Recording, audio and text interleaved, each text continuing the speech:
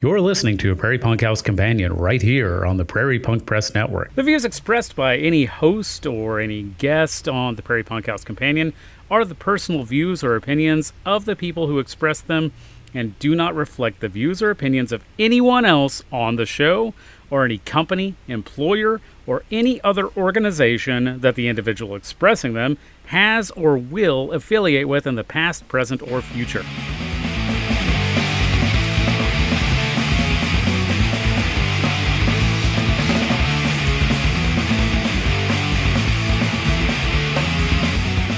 Hi everybody, you're listening to a Prairie Punk House Companion. We are on episode 15 now. My name is Neckbone. Hi, I'm Jerbear, and I got some new Chucks, and I bet they're cooler than your Chucks. I don't know about that. We're going to have to compare them. All right. Yeah. I bet mine win. Are you talking about mine specifically or the audience's? The royal your? The royal your. Everyone listening, my Chucks are cooler than yours. Wow. That's a bold statement. Because there are upwards of 10 to 15 people listening who might have pretty cool Chucks. So mine are cooler. All right, well. All right, everybody, send in pictures of your Chucks to Jerbear specifically so that we can compare. Yeah. And then you'll have to post yours too, I guess. All right. Anyway, since Converse is not giving us any money for advertising, I guess we'll move on. Converse, if you would like to give us money, we will accept your money. But you still can't tell us what to say. It's episode 15. We're going to do something different this time. Mm-hmm. We are going to decide once and for all who is the greatest punk rock band of all time. Mm-hmm. Are we not just according to Neckbone and Jerbear, but the definitive greatest punk rock band of all time. Right. Undisputed. Mm-hmm. You can't dispute our final decision. It's true, you can't. And we already got word that the punk king Ian Mackay will be signing off on whoever we decide the greatest punk band of all time is. Mm-hmm. So isn't he the punk king? I don't know. I think Fat Mike might be because he has the Punk Rock Museum. Oh, fuck, you're right. Ian Mackay just has a red beanie. He does.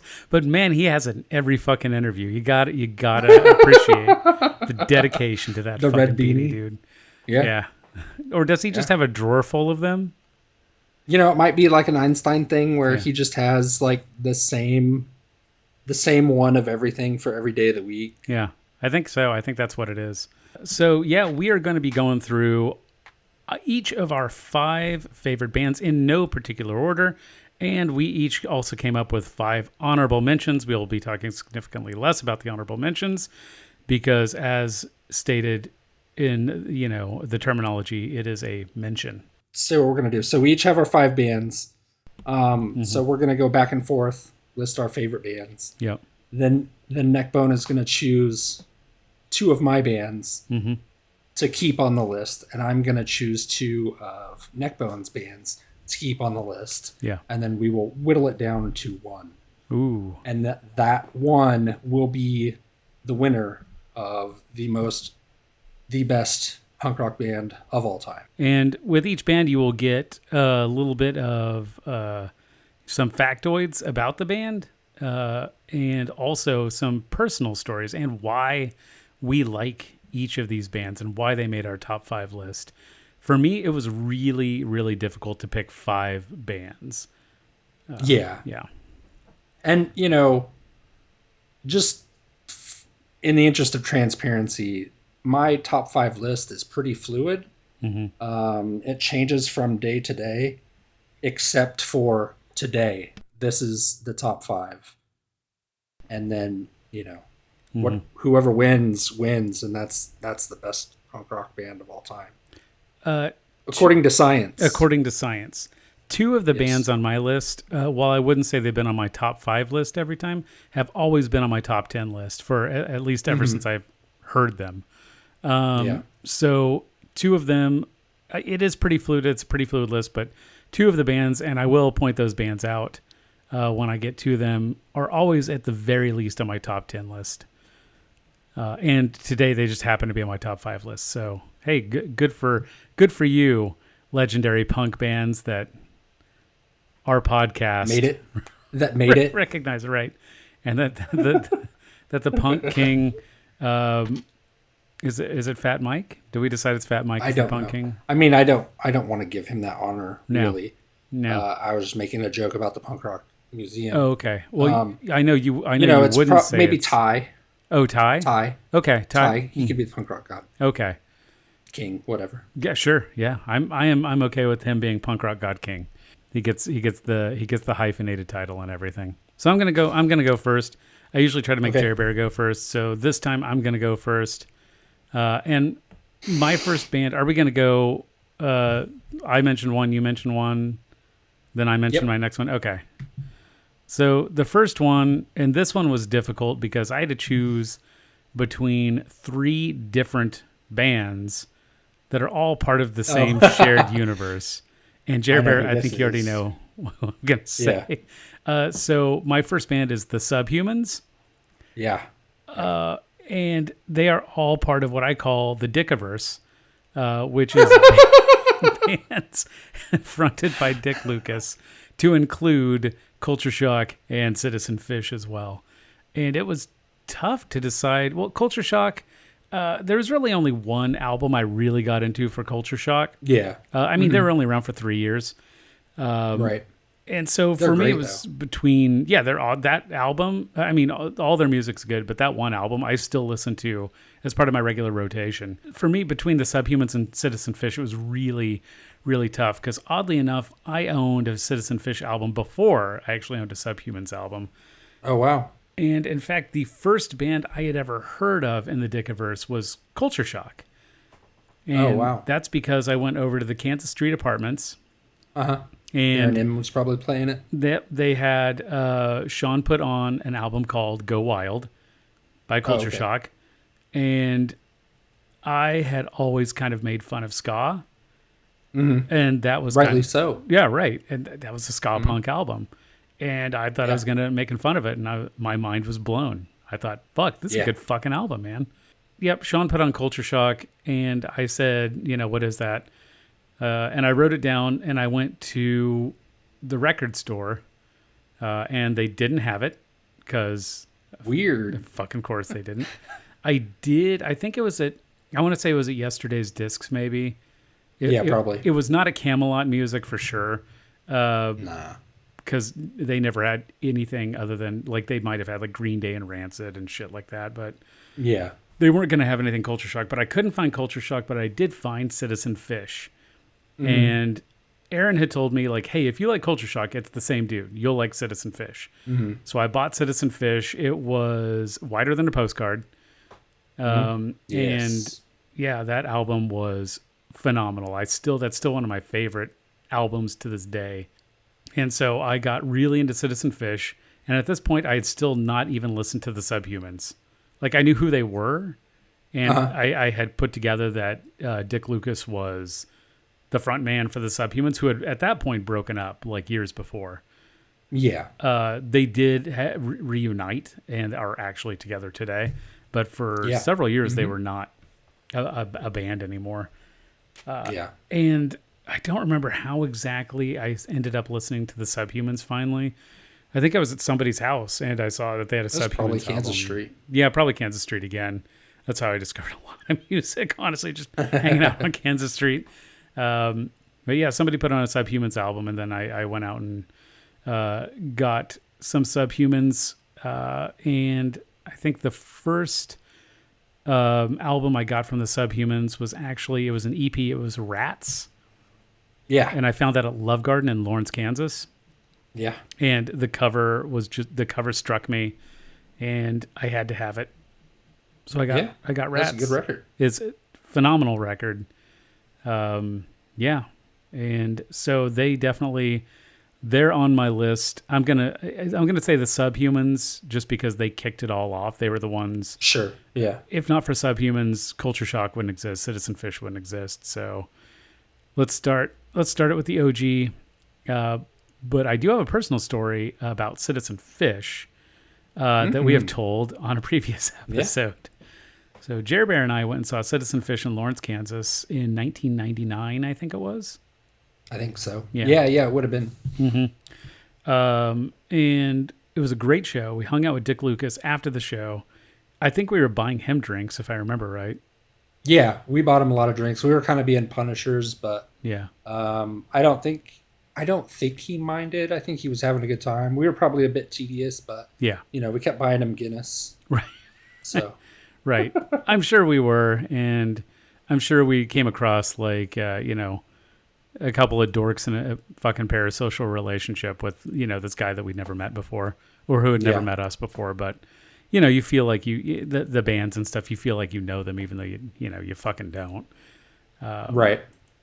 When being 21 years old and learning who you are, it's really easy to have those parasocial relationships with people you've never met because young minds confuse association and relating to music to knowing someone. It was a really good show. It was a really good time. It was.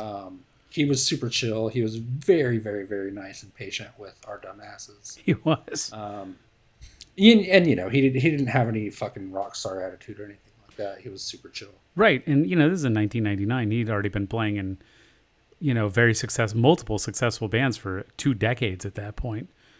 Yeah. Let's see. Subhumans Pretty close formed to in it. 1980. Yeah. They're from Warminster. It's kind of near Wiltshire. Bath, basically, is the big city it's near in kind of the West Country of England. Cool. So they are, an anarcho-punk, English anarcho-punk band. And then later that night, we went back to Kansas City. And that was the night that I got stabbed in front of our apartment. Yeah. Yeah. It's fucked up. Yeah. So before that show, another funny story funny to me anyway, about Citizen Fish. Aaron M. was on somebody's computer. This is the early days of like chat rooms and very basic websites and things like that. And Dick Lucas had a web page or something, and where he talked about his bands, and I really appreciate clever wordplay. And he was talking about his music and his bands and things that he liked, and so he's talking about great music and said, "Here's a list," and then it was a grocery list, and then he was like, "And here's a list of music," and then listed like bands or something to that effect. I just thought it was funny to say, "Here's a list," and then it's a random list instead of pertaining to what the topic was. But he wasn't wrong. It was a list. It was a list. It was, yeah. That's something that's always stuck out to me. I don't know why. But yeah, so even though I got stabbed at the end of the night, I am fine. I survived. Spoiler. What? I know, crazy, right? I was worried. Still had a great time that night. Still love that band. And I did eventually never did see Culture Shock because I think I was like 11 when they broke up, and they have not, as far as I know, ever gotten back together. Yeah. But the Subhumans got back together, and I got to go see them in Oklahoma City. I don't remember the exact year. I want to say it was 2004, maybe. Shit. What year did you go back to Wichita? I came back in 2002. Okay, so I think it was 2004 because you were already like long gone, and I don't know. Damn, I wish I would have known about that. I would have fucking gone with you. I don't know why I think I assumed because there were other like Wichita crew there. I don't know. I actually have no idea where you were. I think Alex was with me. Really? Yeah, that sounds right. Because he's a Okie. He's an Okie. A bunch of Okies from the Haunted Kitchen were there. Yeah. And I think, if I'm remembering right, I think Kale was there. I was very surprised to see him there. Yeah. If I am remembering correctly, which I may or may not be, the Subhumans Rats was the first British anarcho-punk album I ever owned. Nice. I think that might have been my introduction. And there's a few songs that really stuck out to me. Susan is a really interesting. It doesn't sound like your standard punk song. And then of course, Work, Rest, Play, Die really spoke to me. The next Subhumans album I got was the Day the Country Died. Oh yeah. which is a great fucking album. I did end up buying Go Wild by Culture Shock. Like I said, I owned on and still own on vinyl Wider Than a Postcard and Thirst from Citizen Fish. So those would be my favorite albums from those bands. I know that's 3 bands, and that is 5 albums from those 3 bands. But I'm lumping them all together just because I want to, and this is our podcast. We can do whatever the fuck we want. So That's right. That's my reasoning. And all of these bands were on multiple different labels. Blurg, I think, is probably the one that we all remember from the albums.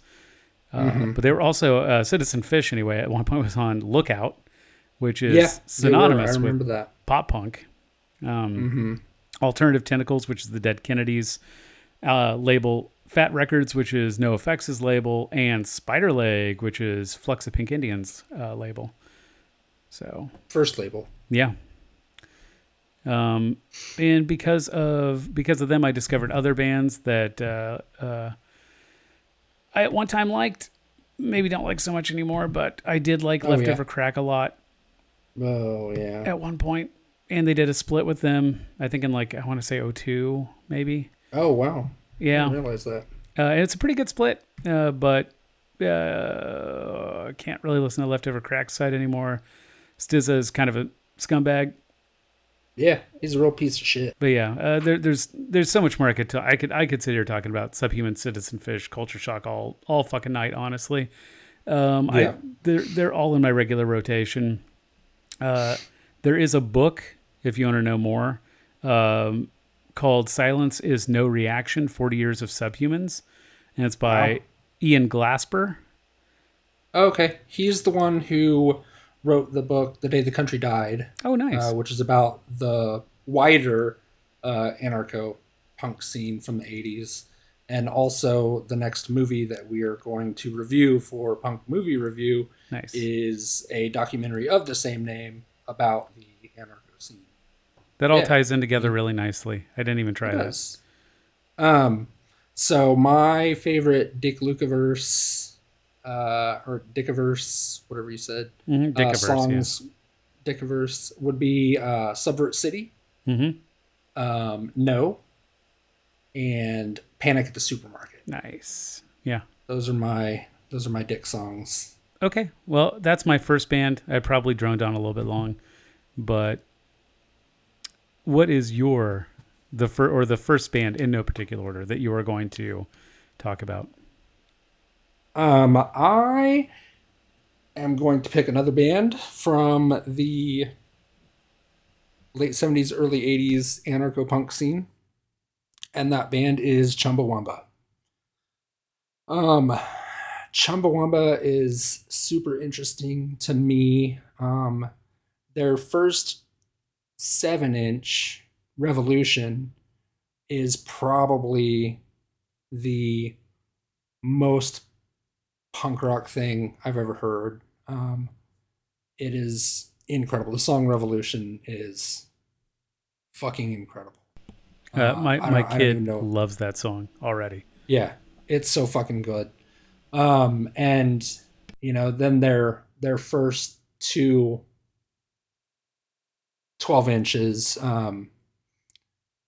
Starving Children sell records, and Nevermind the Ballots, Pictures of Starving Children sell records. And a lot of people, I think I heard some people say they thought it was about bands like I don't know, punk rock bands showing pictures of starving kids on record sleeves and stuff, like crust punk or anarcho-punk bands. But it's actually about Live Aid and Band Aid, about how Bob Geldof, Jesus Christ. Geldof. Bob Geldof, yeah. Geldof. I kept wanting to say Gandalf. It's mocking that, about how, they basically exploited starvation in Africa to sell pop records, and most of the money that they made didn't go to help anyone. And that kind of sums up Chumbawamba for me. Their sarcasm and wit, and it's just fucking brilliant. And as those first 3 releases, the 7-inch and their first 2 full lengths are undisputably punk rock.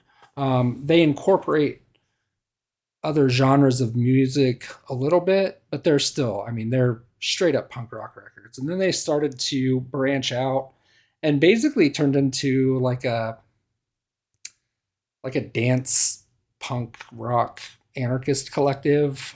Started playing more dance music and aesthetically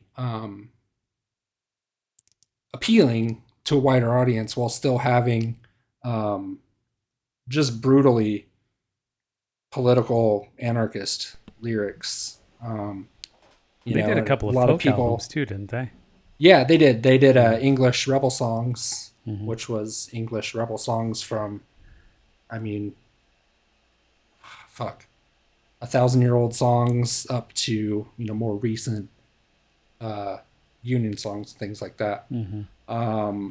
Yeah, and after Tub Thumping, I think they started doing more folks and a cappella stuff because that record kind of tore the band apart somewhat.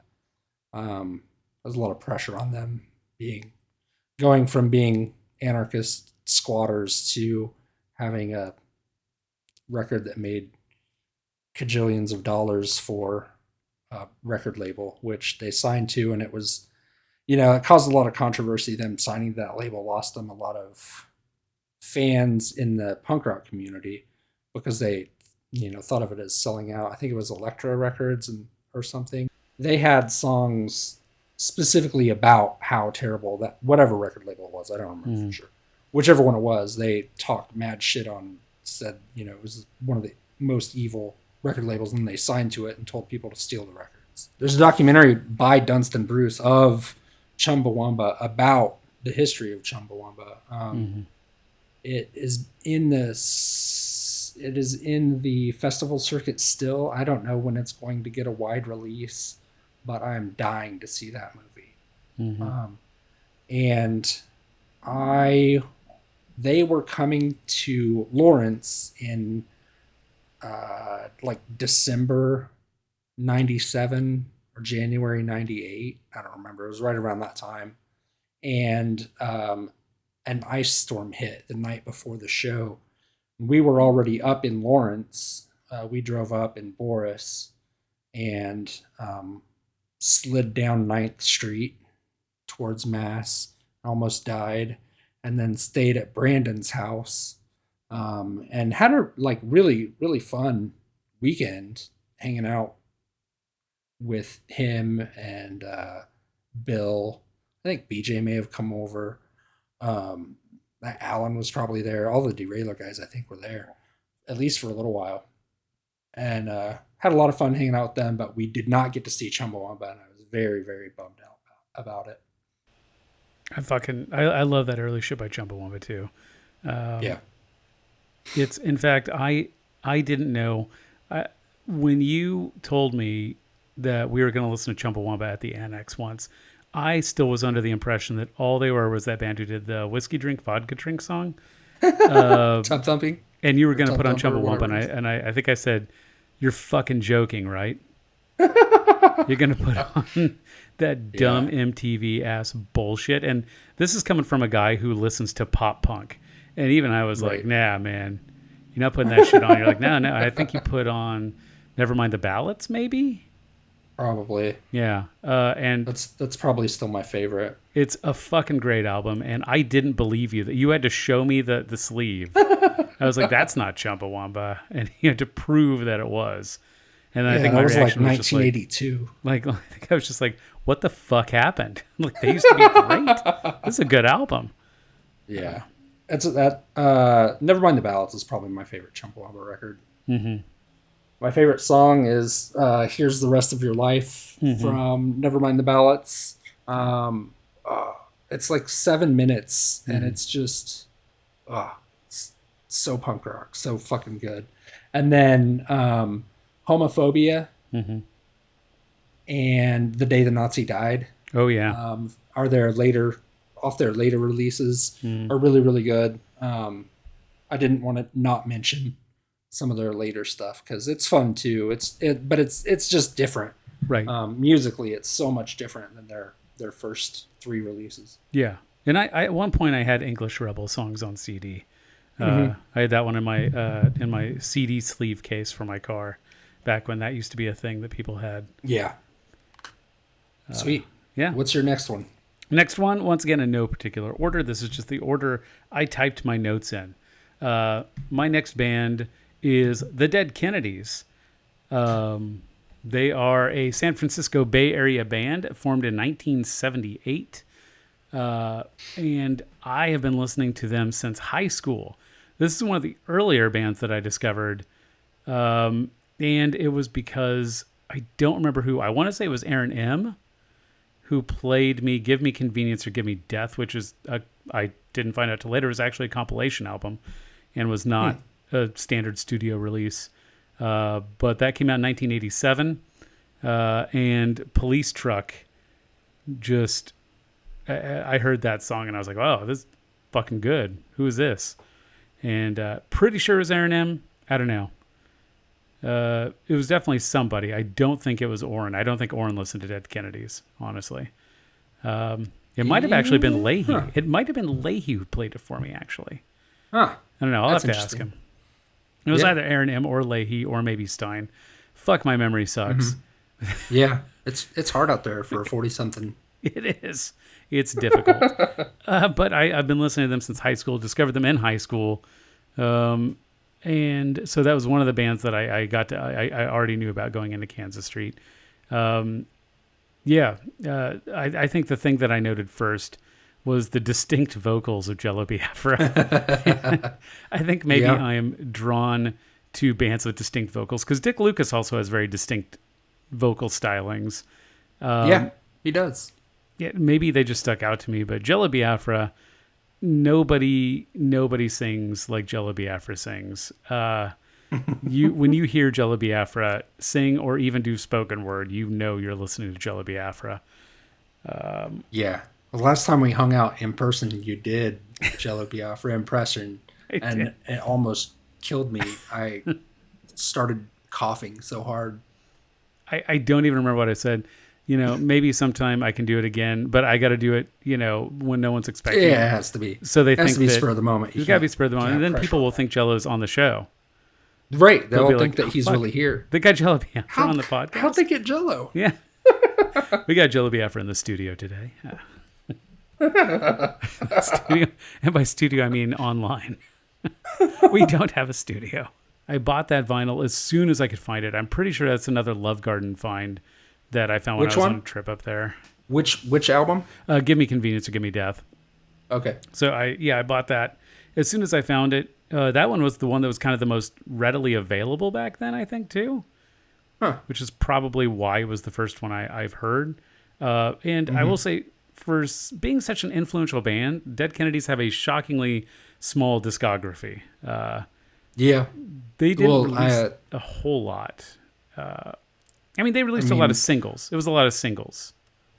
Yeah, their beef with the PRMC and then Oprah kind of destroyed the band, and from what it sounds like, Jello kind of may have actually screwed his bandmates over.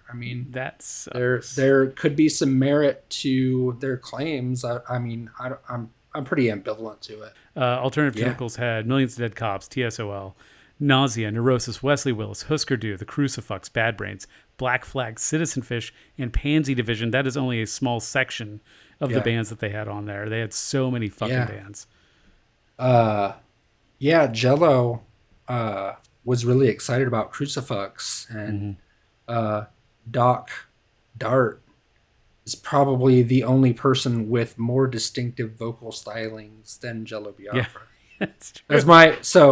I was a big fan of Fresh Fruit.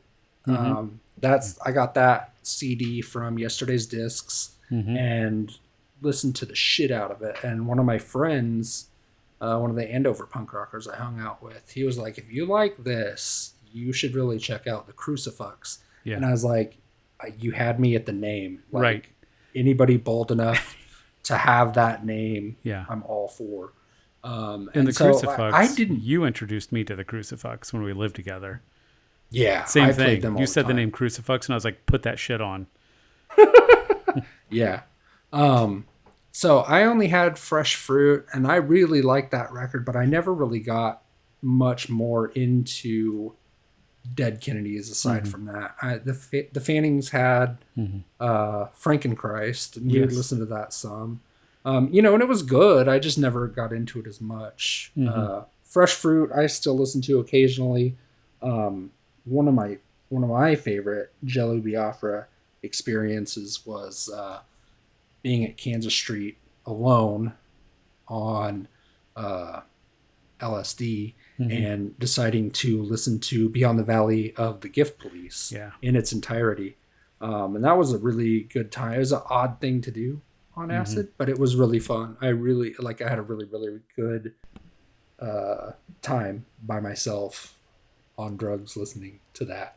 But yeah, I had to put them on my list just because yes, and Frankenchrist was another album that I managed to find at Love Garden. But all those Did it other still bands have the artwork in it?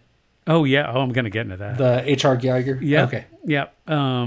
So yeah, I got Frankenchrist. So the original cover was a painting called Penis Landscape by H.R. Geiger of, Geiger, H.R. Geiger fame. Right. If you don't know who he is, watch the movie. Why Alien. are you listening to us? Right. If you don't know who H.R. Geiger is, holy crap, Google it. Anyway, he designed the xenomorph from Alien. That's probably what most people think of when they think of H.R. Geiger. But eventually they added the painting as an insert and changed the cover to the, oh God, what's that organization? Shriners. The Shriners. That's when they changed it to the Shriners on the cover. But they still ended up being served with a lawsuit for disturbing pornography to minors, even though they had a warning on the cover saying that there was going to be offensive artwork inside. Still, minors were able to buy it, and they got sued. And the subsequent lawsuit almost drove Alternative Tentacles into bankruptcy, apparently. So they thought that thanks Tipper Gore. The PMRC, a Democrat. Yeah, vote blue no matter who.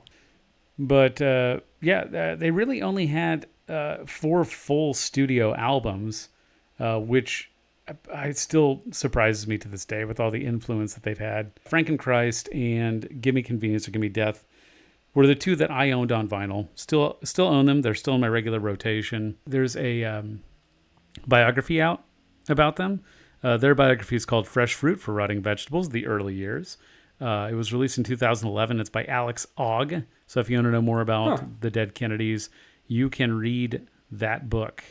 I've never seen them live. They broke up before I was a punk rocker. I also never saw them live. I have, in my notes, I have seen them live. I have Frowny Face. My second band is also from the San Francisco area. However, they formed in the 90s. And they have some pretty kick-ass bands in their lineage. My second band is L-Dopa, who had to change their name to 1332 because of another shittier band called L-Dopa threatened to sue them. L-Dopa's bass player was in Iconochrist, and he was also in Grimple, and their drummer, I believe, was in Grimple also. Nope, their guitar player, sorry. Was also in Grimple. And a couple of them went on to be in the Screwdriver cover band that changed all the words to pro-Jewish, anti-Nazi lyrics called Jew-Driver. I didn't even know that was a thing, but you should check out Jew-Driver. Now that I know. Yeah. I love it. Everybody go listen to Jew-Driver. It's really good. They're just brutal crust. I don't know what else to call it. It's fucking ferocious. The first thing I got by them was the Skinless EP. And my favorite track on there is Headache. It's just so fucking savage. It is gnarly, but so good, so fucking good. And then they had the full length that was self-titled 1332. Yeah, everything great about Grimple and Iconoclast boiled down to the most brutal, ferocious crust punk you could imagine. Someone Saw God is another great song. Man, so good. I don't know if you are familiar with them at all, but they are. I am. My tier. familiarity with them is all through you, though. Most of the crust bands that I became familiar with, it's because I lived with you. I do like them a lot. And in fact, I think when I first started living with you, I really, really, really hated crust punk. And then, yeah, I think that's true. After a while of just listening to it all the fucking time, I was like, fuck, I'm starting to kind of like this. Shit. Well, coming from a metal background, I'm surprised that you didn't like it as much. I don't know why, but yeah, I was just, when I first got into punk, I went all in with the pop punk bands. Maybe because like I was just trying to find something, at first I wanted the stuff that sounded more metal. Then I was like, I'm kind of sick of metal. I want maybe something that sounds less metal. And I don't know. Fair enough. I just listen to fucking everything. Like I listen to pop punk, crust punk, hardcore, metal. So I never got to see El Dopa. I did get to see about one, maybe two Grimple songs before I had to go pass out in Sarah's car because I got too drunk. Which is a huge bummer. But yeah, when they played at the Outhouse, they stayed at Brandon's, and he was like, "Oh, those guys are so nice. They came to stay at my house and knew we were vegan and asked if they had to stay outside to eat their McDonald's."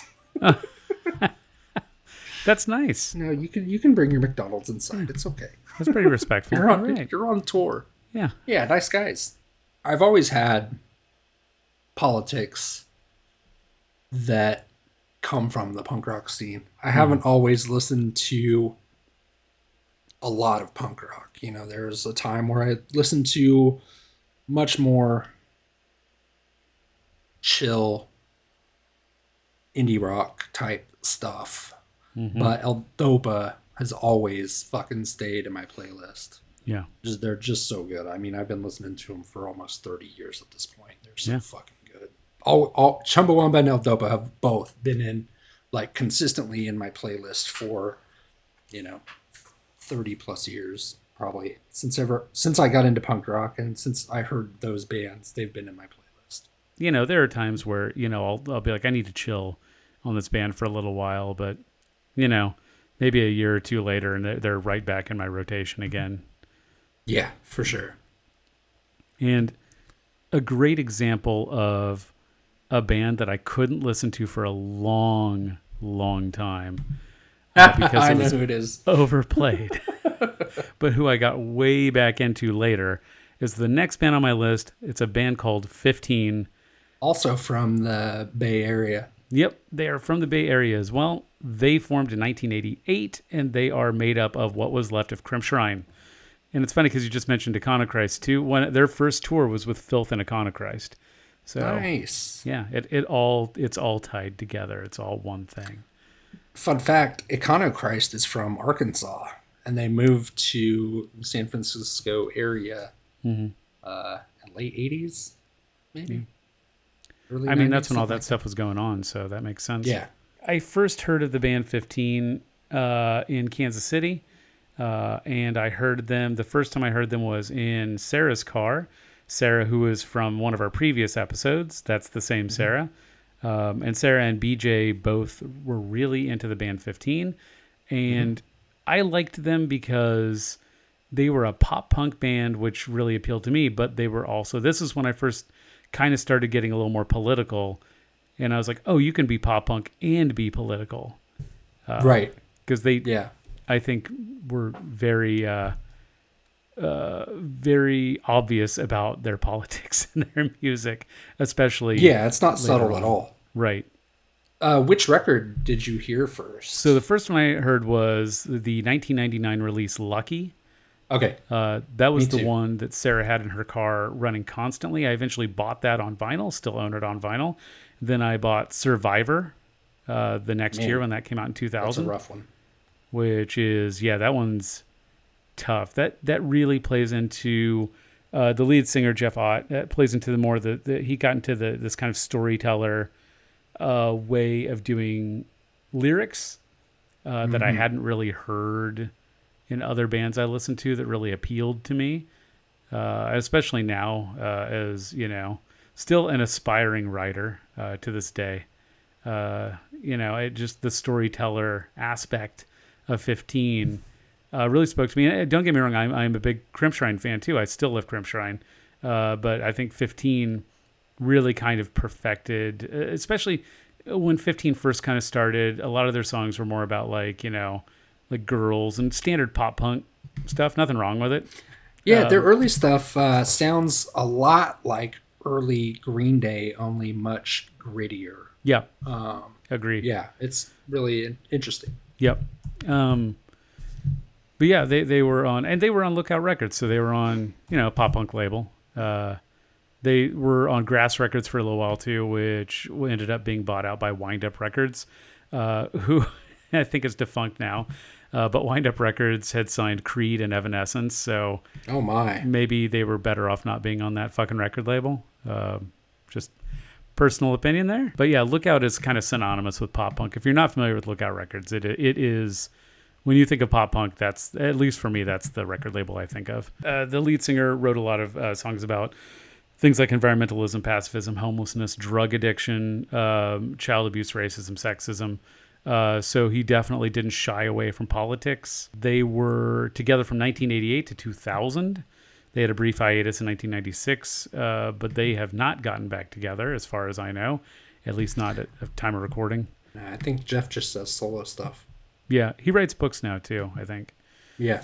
But I'll always associate 15 with those Kansas City days, the happier times of drinking, not the sadder times of drinking. Right. So there, as far as I know, I couldn't find a biography about 15 or even Crimpshrine. Jeff Ott does write, and he has 2 books out. So he had one that was, I think it came out in 2000, called My World, Ramblings of an Aging Gutter Punk. And it consists of excerpts from a zine that he'd produced prior to that. And then in 2005, he came out with a book called Weapons of Mass Destruction and the Real War on Terror. If you remember 2005, and if you don't, I'll just tell you, we were pretty obsessed with the War on Terror at that time.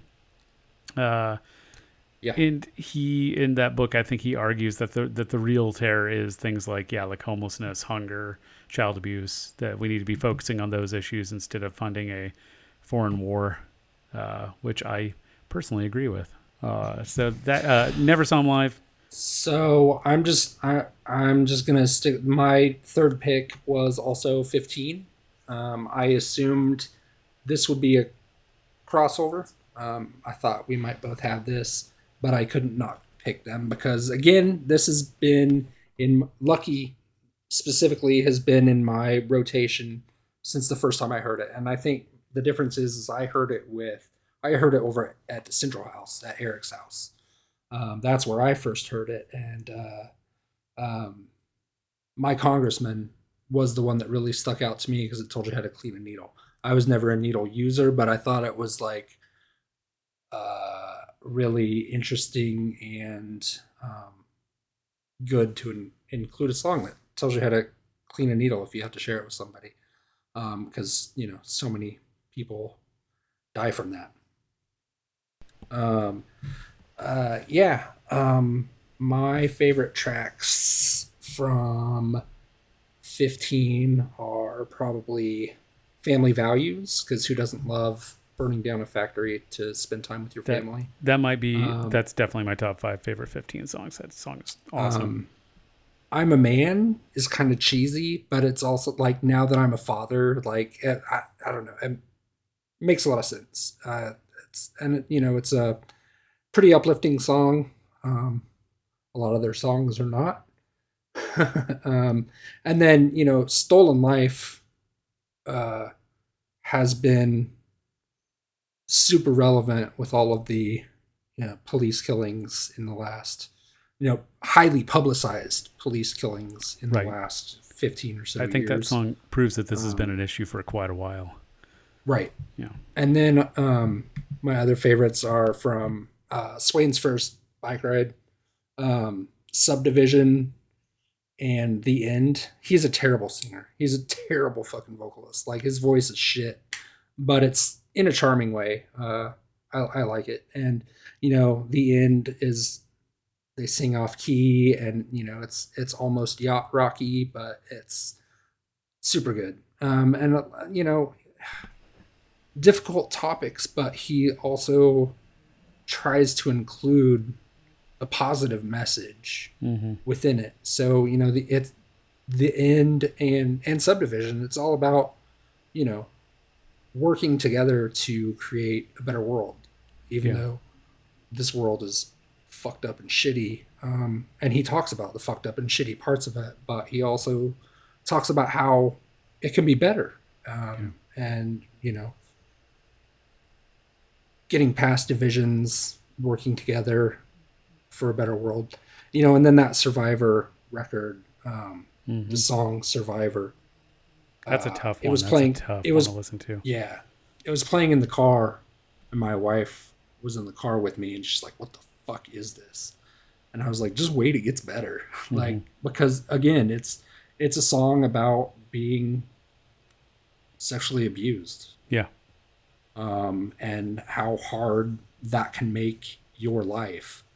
But, again, at the end, he tries to put a positive spin on it and encourages people to not give in to that despair, and that you deserve to be loved and treated well. And I think it's really important, especially in punk rock, because a lot of times that message doesn't come across. It's very nihilistic and misanthropic, and 15 has always had a more positive message at the end of all the tragedy and bullshit. Yeah.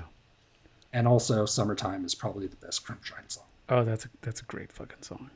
And then, of course, Greed is that's one of my son's favorite songs now. Oh, he calls it the loud song. He doesn't know it's called Greed yet, but as long as he's listening to it, I'll just that and his two favorite songs right now are Greed, that he calls the loud song, and Politicians in My Eyes by Death, that he calls Tissues in My Eyes. And I'm like, close enough. It makes sense to him. I hate it when I have tissues in my eyes. All right, what's your next one? I have also never seen 15, but Paul Coran, who was in Crimpshrine, lived in Wichita for a while and hung out with him some. That's wild. He was a super sweet dude. Yeah. He lived in a Riverside-ish area. Paul and Sarah, they were, I don't know why the fuck they came here. Right. They came here. They were super sweet, really nice folks. And yeah, he was in Crimpshrine. That's really wild. That's really odd. You always wonder how people, like the most random people, end up in like Wichita, Lawrence, Kansas City. Yeah, for sure. And you just wonder, like, is it just because it's in the middle of the country and you just kind of like, you stopped? Well, there? It's cheap. It's fucking cheap to live in Wichita. It is. It's not as cheap in Lawrence. And Kansas City's pretty cheap, but not quite as cheap as Wichita. I mean, Lawrence is cheap compared to most of the country, though. When I look at prices in Lawrence, I think, like, fuck, even Lawrence is cheap as shit. Well, it's about double the price of Wichita. Yeah.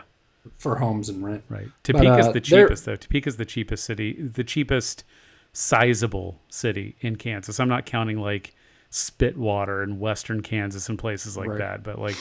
Yeah, but it's Topeka, man. There's no way. Hey, Leahy listens to this. So there is a documentary about the East Bay scene called "Turn It Around," and it's about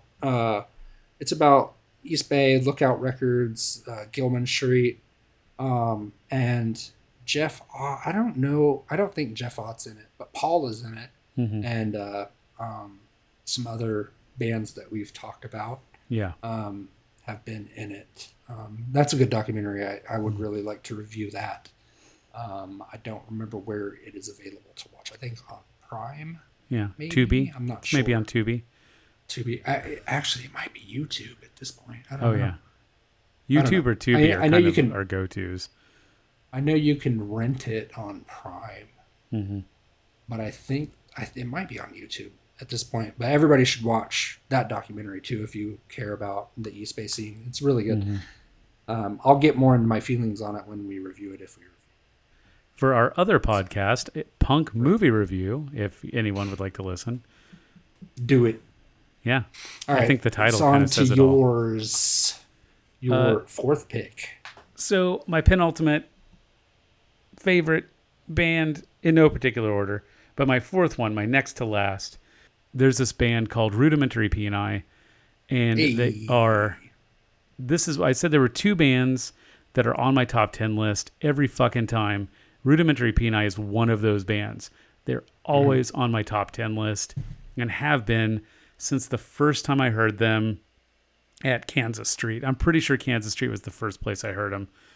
Well, did you have No Effects? I heard they suck live. Technically, that. Technically, I did hear 10 seconds of a cover of Nothing But a Nightmare off of the album Death Church on No Effects as I heard they suck live, which is how I first found out about them, actually. So nice. Rudimentary Peni formed in London in 1980, and they are the only band on my list that has never changed their lineup. Since 1980, they're still together.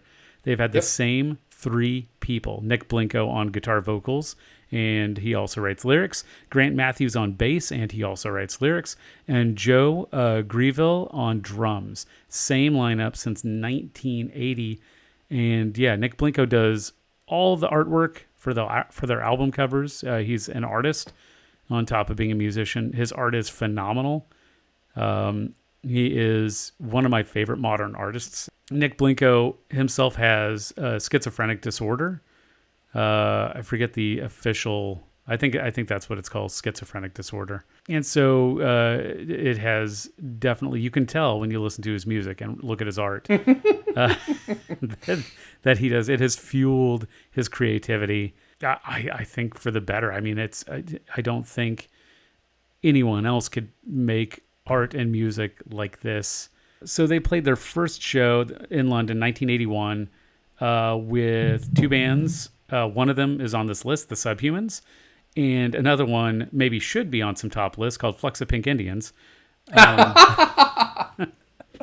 You'll know why I'm laughing here in a minute. So the first time I heard them was on NoFX's I Heard They Suck Live. He was trying to make fun of Crass, and I don't remember who. Somebody said, there's a good Crass band called Rudimentary Peni, because they were on Crass Records. And they started to play a little Mike bit and Melvin were arguing about it. What's that? Mike and Melvin were arguing. Oh, yeah. Melvin talked about how he got a new Crass record. And Mike said they sucked. Yeah. And then Mike said, except for Rudimentary Peni. Yes. And then they played Nothing But a Nightmare. And I heard that, and I wanted to know more, which I ended up hearing it on Kansas Street. And I think, I want to say it was Aaron who played me Death Church. Oh. Pretty sure Death Church was the one that they had, because that was that was the one that had Nothing But a Nightmare on it. And I believe is Rotten to the Core on that one also. Yeah. That's my favorite Rudimentary Peni song. That is Rotten to the Core. That album is still one of my favorite albums, along with another Rudimentary Peni album called Cacophony, which I also own on vinyl. And then, so I own Cacophony, Death Church, Farce, and Pope Adrian. Yeah, people just call it Pope Adrian for short. That's the one that has the Popus Adrianus through the entire album that you said drives you kind of nuts, right? Yeah. Yeah. Yeah. I have, it just hits my brain in a certain way, like a ticking clock. Yeah. I had a recurring nightmare as a kid that involved a ticking clock. So whenever I hear a ticking clock or a repetitive word over and over, it really reminds me of that dream, and I get like really anxious about it. So Yeah. I like that record. I like the concept of it, but I can only listen to it a little bit at a time, or it will drive me fucking crazy. It's funny. I just listened to it today because I hadn't heard it in a long time. It is a solid album. Still, after a while, you kind of start to ignore. You start to ignore it. Then you think maybe you're going insane. Yeah, which is, I think, the intent. Yeah. I think one of the things I really liked about Rudimentary Peni, I still like about Rudimentary Peni, is there is, as much as I hate to admit it, a little bit of goth in me. And I had previously been a Misfits fan. I still am. I still like the Misfits in the same way that I like a fast food burger every once in a while. Right. Yeah. Yeah. Like, don't get me wrong. It's not substantial, but it's fun. Right. I like the Misfits, but when I first heard Rudimentary Peni, I thought, this is what I think I wanted the Misfits to be. Yeah. Yeah, that makes a lot of sense. And they're more like getting a filet mignon instead of a burger. Like, it's just... It's a, not trying to talk shit on the Misfits, and if you're a Misfits fan, I am also a Misfits fan, but Rudimentary Peni, if you like the Misfits, you will love Rudimentary Peni. Yeah, their music is just, it's insanely creative, and the book that was written, autobiography by Nick Blinko, is called Primal Screamer, and that is appropriate for the way that he sings. There's a lot of rage in there. It's basically anarcho-punk mixed with existential horror. There's a lot of rage and frustration in it, and that really appealed to me when I was younger. There's a magazine called Revolver in the U.S., and they basically their excerpt from their article was, it merges 80s anarcho-punk into seething death rock via the nightmarish poetry of certifiably schizoid frontman Nick Blinko. And that's fucking accurate. Holy crap. I could probably talk about Rudimentary Peni all night too. I love everything they put out. I love Nick Blinko's art, and the lineup of those three. It just works, and still does to this day. Reading the Day the Country Died book, I started skipping ahead. Instead of reading chapter by chapter, which I did for about 100 pages, and then I started skipping chapters to bands that I care about, because each chapter is a band. So I started skipping around, and I read the Rudimentary Peni chapter. And I'd not realized that they were still functionally a band. Yeah. And they, basically seems like every 5 or so years they decide to get together and release an EP, and then go back into their caves or whatever until they decide to release another 7-inch or whatever. And it works for them, and it probably works for their fans, because they don't play live. They hate playing live. Right. There's another thing in the book that it talked about. It's how much they hated playing live and being around people, basically. Which, stands to reason if you have a mental... Right. Schizoaffective disorder is the official name of it. Yeah. Yeah. It makes being in public very difficult, I would imagine. Yeah. They get together every 5 years and release an EP, and then go back to just leading their normal lives until they are ready to make another one and get together and do it. I think it's great for them, and it's great for fans, because there's it's not an oversaturation. They're not driving everybody crazy with nonsense. They don't really have a social media presence to fuck up on. They don't even have a website. Right. And I don't know where Grant and John live, but Nick Blinko lives in rural Hertfordshire.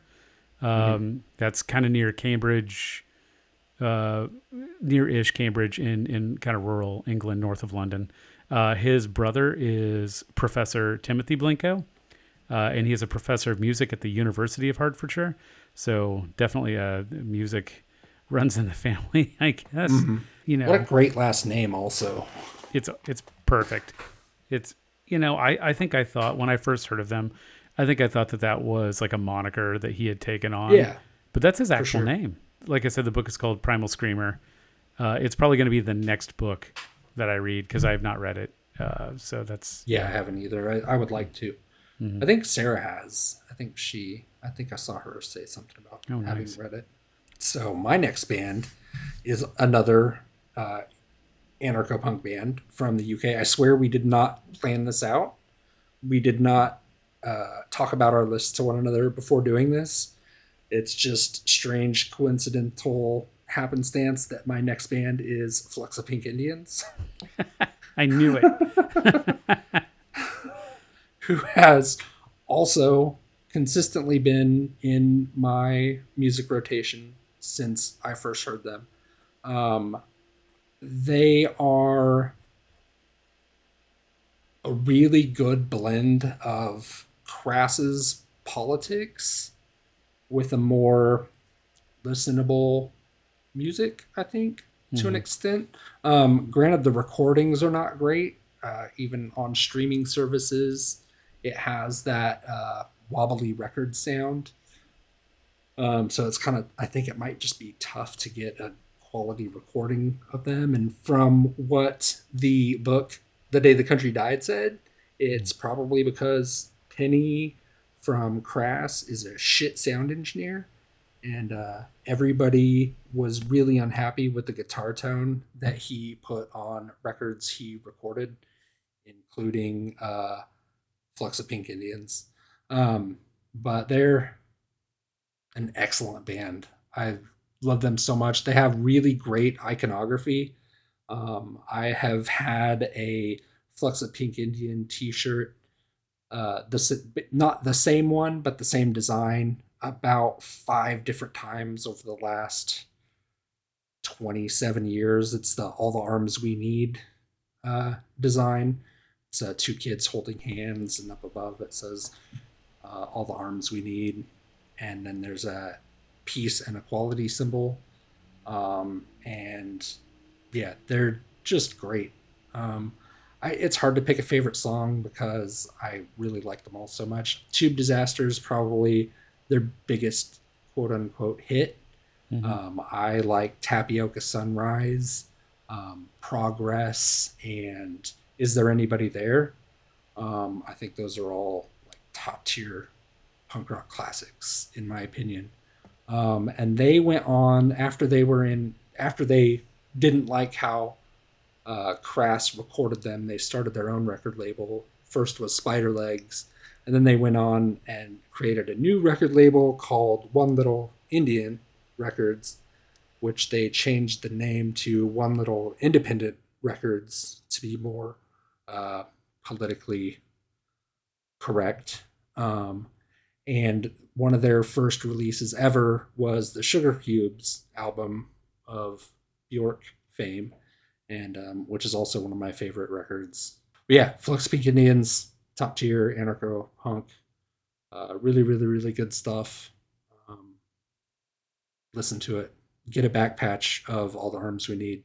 I figured they'd be on your list somewhere. If I remember right, Yeah. you had patches Oh yeah, of them everywhere. yeah. Their iconography is so great. Yeah. They just the So Brave skull with the spiky hairs, super good. And I probably made you listen to way too much of them when we lived together. Yeah. I definitely heard a lot of them, both on Kansas Street for sure, Boston Apartments, and also the Annex. Yeah, So I think they were one of those bands that you never stopped listening to, even when you went through yeah, for sure. different musical phases. They were kind of one of your bands that you just stuck with that whole time. My last pick is a band that's probably a good segue, because this last band is a band that I have stuck with the entire time that I've listened to punk. And I saved them for last because they were the very first punk band I ever seriously listened to. I heard them in Oren's car in a Dylan's parking lot because he was trying to get me to listen to punk. And I said, no, man, I like metal. I think I even still had a fucking ponytail at the time. And he said, I know a punk band you'll like. And he put on this band called NoFX. And the album was Punk and Drublic. The song was Linoleum. And those opening chords just really, I mean, they struck a chord with me. Like, I thought, wow, this sounds almost like metal. Was not sold on Fat Mike as the lead singer at first. He obviously grew on me because I still consider them. They are in my top 10 favorite bands and have been consistently in my top 10 favorite band list since I heard them back in 1994 in that Dylan's parking lot. I discovered other bands because of them. I discovered Propagandhi because of the Fat Records sampler, Survival of the Fattest. And they are not on my top 5 list, unfortunately. But like I said, it's always in flux. So they go in and out of being on my top 5 list as well. For sure. And I know I've told my NoFX story on the podcast before. But yeah, they were the first actual punk band that I heard. I went out and I got Punk and Drublic on CD shortly after that. And I was always a fan. I got their older albums too. I will be the first to admit not all NoFX songs age well. I can admit that. There's some pretty sexist overtones in some of the earlier stuff.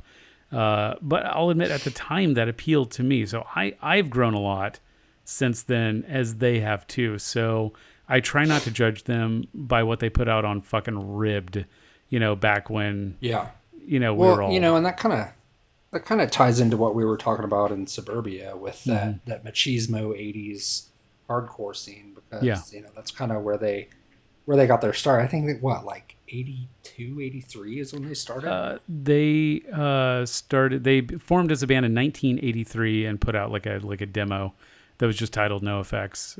And they're from LA. They later relocated to the Bay Area, which I think is a good move. I think just some of them did. Yeah. I don't think they all did. Oh, okay. Well, they were kind of billed from being out of the Bay Area anyway. Yeah. When Rancid got big, when Rancid and Green Day got big, I think they kind of just got lumped in with that scene, even though they were an LA band. But yeah, a lot of the stuff in that LA scene doesn't age well, especially stuff from like Ribbed. A couple of songs on Heavy Petting Zoo probably don't age really well, though. I do like that album as a whole. In their really early stuff, kind of talking shit on marginalized people, talking a lot of shit on vegetarians, which is funny because some of them became vegetarians. And I was not a vegetarian, still not a vegetarian, but I still thought it was kind of, I was like, well, why are you talking shit? I mean, who gives a shit what the fuck people eat? Or Fat Mike specifically, his feud with Kathleen Hanna always kind of rubbed me the wrong way. Yeah. And I was never a big fan of Riot Girl music, or really even Bikini Kill, but I just thought it was like, I'm like, why this weird rivalry between them? I thought we were supposed to be, one team, right? Aren't we same team? But yeah, I don't know. I wasn't a part of it. I don't know what's going on, but just a lot of like kind of the misogyny and some of the earlier stuff. But that being said, I always feel comfortable criticizing things that I love, and NoFX is still one of my favorite bands. They're the band that I've loved since I heard Linoleum back in 1994. And one of the things I always liked about them is they don't take themselves too seriously. There's humor in everything they do. And I think in the punk community, we tend to take ourselves a little too seriously sometimes. And even though we talk about a lot of serious political, social stuff, a lot of serious issues, I do think that we need to make room for a lot of humor. And we all need to understand that we're just a bunch of, weird apes on a spinning rock, really, when you get down to it. We are ridiculous creatures, our species, and NoFX is a great representation of these ludicrous creatures we call humanity. And I feel like, I kind of grew along with NoFX, not because of them, really, but my politics and my thoughts on social issues matured as theirs did too. So I have always kind of stuck with them because of that. It's hard to pick a favorite album. The Decline is amazing, but is it a song or is it an album? Is it both? Is it a single? So The Decline is still one of my favorites, but if I got to pick the best albums, I'm going to pick Punk and Drublic because it was the first one I heard. And I think one that gets too little credit, Pump Up the Volume. I think that's a great fucking album. It's solid top to bottom. And I like that they purposefully misspelled Valium because Valium is trademarked. And they found out they were going to get sued if they used it. So That's funny. Honorable mention for a single that they put out was 1991's Surfer, which still has the most hilarious album cover I've ever seen. It's a riff off Bad Religion's Suffer from 1988. And even looking it up today, just to look at the album cover, I laughed my ass off. Still, all these years just you later. saying it. Just you saying it made me laugh. So yeah. It's good. Still, and it's an inside joke. If you get it, you get it. If you don't get it, no big deal. Seen them live? Yes. I saw them in Lawrence twice. Saw them in KCK at Sandstone. Saw them in St. Louis. Saw them in Chicago, Illinois. Saw them in Norfolk, Virginia, and saw them in Tacoma, Washington. So I think I've seen NoFX more times than I've seen any other band who I am not personally friends with. Huh. Nice. Yeah. I've seen them twice, I think, just twice. Both at Warped Tours. One in Warped Tour 96 at Sandstone. Yep. Warped Tour 97 at in Lawrence, whatever fucking park that was on the river. Yeah, weird park north of the river. That's just what I call it. Yeah. Is it north of the river? Yeah, I'm pretty sure it's north. Maybe it's west of the river. Yeah, maybe west sounds right. It doesn't fucking matter. That's where the river curves. So yeah, NoFX is one of my first favorite punk rock bands. Of course, I heard Linoleum. Well, I think what I probably heard first was "Don't Call Me White" off of the Punkorama Volume 1. And then my buddy owned Punk and Drublick, and we listened to it a lot. And yeah, Linoleum was obviously the thing that sucked me in. And then I went and got some records. The only one they had at the mall was Liberal Animation for some reason. Oh my God. That's one of their worst albums. Yeah. That might be their worst album. It's really bad. Yeah, it's terrible. So I got that and I was like, this is all right. And then later, I like a week later or something, I found White Trash. Yeah. So I got that, and that was my favorite record for a good 6 months, probably. That's all I listened to. That's a phenomenal album. I'm a big sap. So The Bag really hit me as a angsty, depressive kid. It really touched me. I felt that song in my bones. Yeah. And then I wound up trading my Weezer Blue album for Punk and Drublick to my friend. And then, everything on Punk and Drublick almost everything on Punk and Drublick is good. Yeah. I'm trying to think of skippable tracks on Punk and Drublick. White Trash has a couple. I don't need to hear Googly Eyes. Right. I don't need to hear Johnny Appleseed. Yeah. And I think those are the reasons why it didn't make it into the top 2 for me. I love everything else on that album. And it should be mentioned that NoFX has had the same lineup since that album. That album was the first album El Jefe was on, and they have had the same lineup. He was on The Longest Line EP. Oh, you're right. Yeah, technically The Longest Line EP came up right before that. But yeah, the album before that, they'd had a. That was when Smelly was getting sober. Yep. Also. So since The Longest Line / White Trash Tubes into being, it's been the same lineup of Fat Mike, Eric Melvin, Smelly, and El Jefe. And really, you don't need to listen to anything before The Longest Line, honestly. There actually, Ribbed had some stuff on there that I. Oh, right, Ribbed. Right. Had only heard from. I heard They Suck Live after I got White Trash, I was like, okay, I'm gonna get all the shit. So I heard They Suck Live, got The Longest Line, and I didn't get Ribbed, but some of the songs from I Heard They Suck Live are on Ribbed that I really like. Life of Riley is really good. Moran Brothers is really good. Okay, right. Okay, so Ribbed has a few good songs on it. S&M Airlines does not. It does not. Now, oddly enough, is almost as shitty as Liberal Animation. So S&M Airlines was the second album I ever bought by them. The first was Punk and Drublick. And then same thing. I went to the mall. They had S&M Airlines, which is an odd So one to weird. have. And Yeah. I fucking loved it because it sounded Yeah. metal. I was Oh like, yeah. yeah, Yeah. Yeah. man, this is what I'm It's fucking looking funny. for. Their old guitarist played more metal riffs, Yeah. but El Jefe was in metal bands. Yeah. But It's yeah, it's really funny. it's interesting because and then now I still have the CD of S&M Airlines, and I found it when I was Wow. cleaning out my car right before I sold my old car that I'd owned for fucking ever. Pulled out all my old CDs, and I was like, oh my god, S&M Airlines on CD, and I popped it in. One of the last times I drove it, I was driving around listening to S&M Airlines, and I thought, wow, that sounds fucking awful. This is just Yeah, terrible. it's fucking terrible. It does not age well at No. all. And after that, I got Heavy Petting Zoo, and I think I'm like an outlier in that I really love that album. It's a great album. It has another really sappy song on there about being dejected. Trying to think of what it is. Release the Hostages. Yeah. Freedom Like a Shopping Cart Yeah, is phenomenal. It's a phenomenal song. yeah, it is. It's got a lot of good songs on it. A lot of people, I guess, hate that record. I don't know. And that was the last time I really paid attention to NoFX because I got interested in more crusty and anarcho stuff, and NoFX wasn't really hitting those notes for me. I wanted politics and serious punk rock. Right. So I kind of stopped listening to NoFX around 90.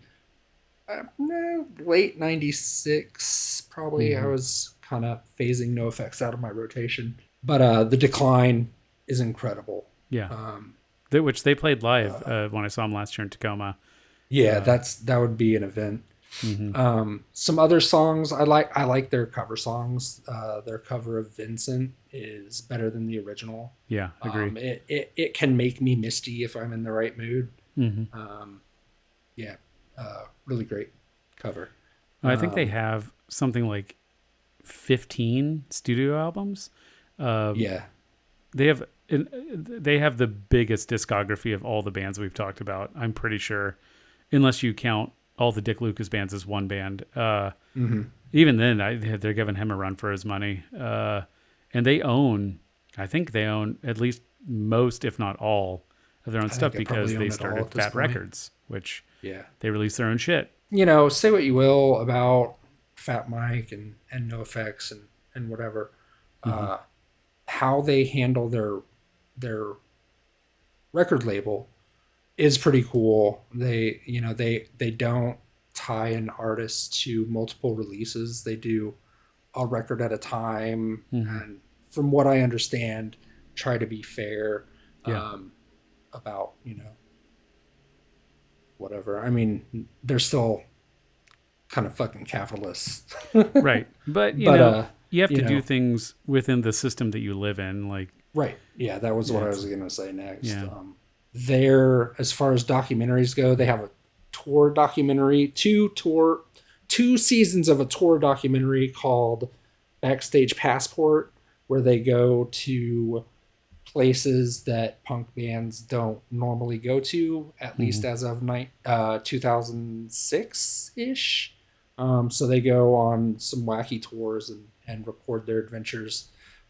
It was completely recorded and edited, and then they sold the idea to Fuse TV so they could get distribution or something to that effect. And Fuse TV made them edit it more and tried to create a weird narrative out of it, and it really kind of pissed everybody off. Yeah. Season 2, they had complete creative control and just released it on YouTube and DVD.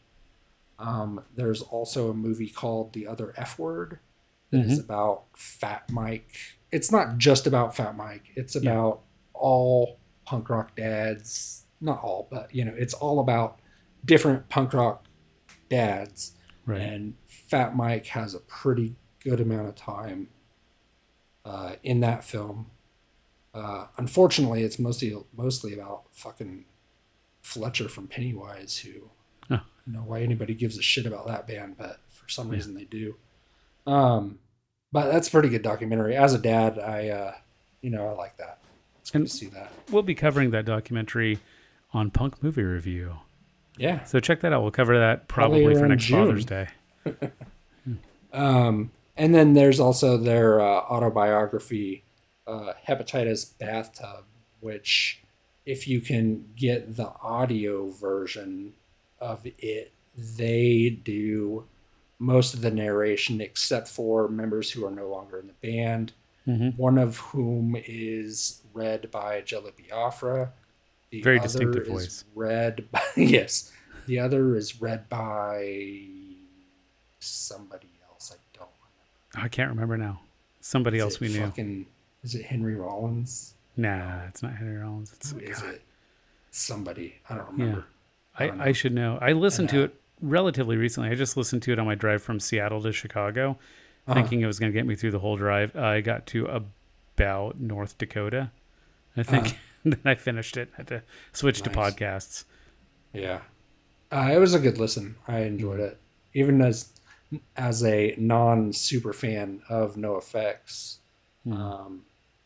it was a good listen because they've always been interesting to me, even if I didn't always love them as much as I did when I first learned about them.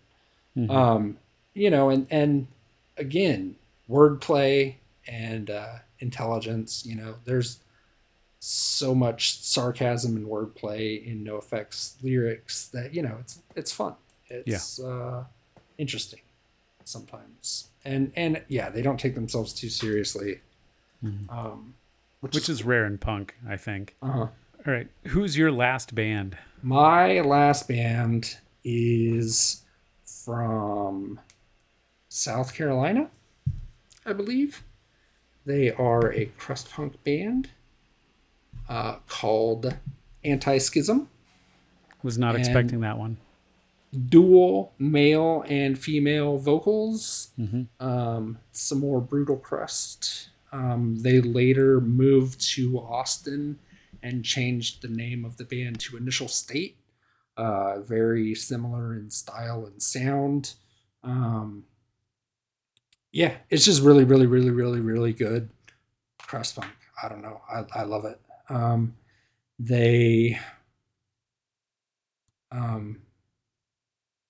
They've been in my rotation for 25 years. I've been a fan of them the whole time I've known of them. So that's kind of what my list is punk bands that have remained in my playlist throughout my history of listening to punk music. My favorite songs by them are probably Lines on a Map, which, is basically criticizing borders and wars over pretend lines. Right. Their politics are exactly what I wanted out of music. They're just a great band. I really like the dynamics between the two vocalists. It's just really good stuff. I don't know if you listen to them much or not. Just through you, actually. They're one of those crust punk bands that, like I said, I didn't really listen to a lot of crust punk before we lived together, and then I kind of got into it because it was just on at the house all the time. Right. I never owned any of their albums, and I honestly probably haven't listened to them since we lived together. Probably. Your tastes have changed a little bit. You might be into them. I don't know. Yeah, but I'm looking forward to the playlist that we put together because I'll be listening to your picks and my picks. And as long as they're available, I think most of the bands that we have on here will be available on Spotify to make a playlist. So those are my 5 bands. How do we want to do our honorable mentions? Do you want to go back and forth again? How do you want to do that?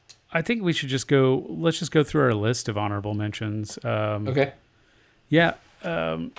So I'm just going to, I'll blow right through my list. So for me, I'm going to talk a little bit about mine. I'm going Okay. to talk a little bit about them. Some of the people or some of the bands on my honorable mentions list have already been talked about by you. So most of them, we won't really need to talk about. The first two, actually the first 3 were not on either of our lists. This last two were. So for me, it's Against Me, which is a Florida folk punk band. Propagandhi is a Canadian political pop punk band. And I put in the same band. I know they're two different bands, but Minor Threat / Fugazi. I count them as one band the same way I count the Dick Lucas bands as one band. They're DC hardcore bands. Chumbawamba, who you have already covered pretty well, and Crass. I didn't include them on my list because I wanted Flux on there more.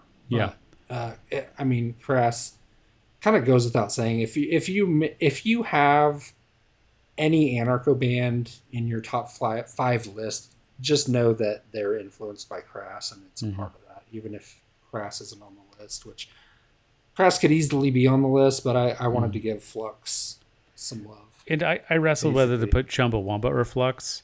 Crass was always going to be on the list, but yeah, I decided to go with Chumbawamba because their early stuff really is just really appealed to me. The only reason they weren't on my top 5 list is because of their later stuff, honestly. Fair enough. My honorable mentions, the first one I have is Mankind with a question mark. They are I don't know if they're, I don't remember. I think they're from Pittsburgh along with The Pist. So the band, The Pist, Pist, had 3 bands all playing at the same time with sharing members with, so it was The Pist, Mankind, and there was another one, I can't remember what they are. The Pist is basically street punk.